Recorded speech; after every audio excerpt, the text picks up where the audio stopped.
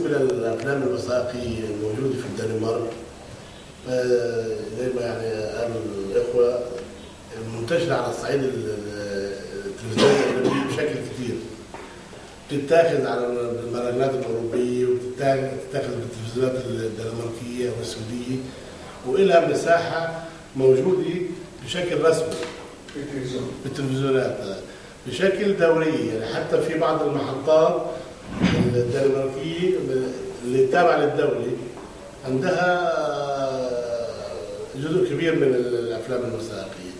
في اعتماد كلي، لأنه الأفلام الطويلة عندنا صعب معظمهم تعرض في السينمات، يعني قليل لحتى تتعرض في التلفزيون، فمخصصين التلفزيون للأفلام القصيرة والبرامج والأفلام الوثائقية بشكل معقول، ونشطين جدا التلفزيون الدنماركي.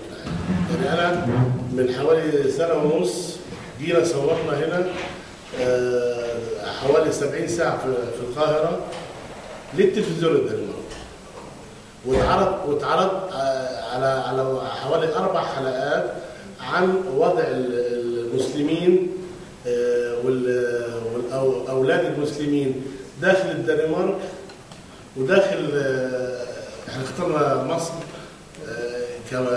كمركز عربي، كنموذج عربي، فاحنا ما سافرناش يعني بعد بالاضافه انه في بعض البرامج دلوقتي، في مثلا عندك 100 حلقه هتتذاع في بعض التلفزيونات البريطانيه، برضه انا اشتغلت فيها، اللي هي عن المواطن الفلسطيني اللي هاجر من فلسطين لدوله عربيه ثم للدول الغرب، يعني 3 مراحل من الهجره، اللي هم السن اللي وصل 80 سنه و70 سنه وعايش في اوروبا وعاش في فلسطين، مثل راح لبنان وبعدين دول المغرب.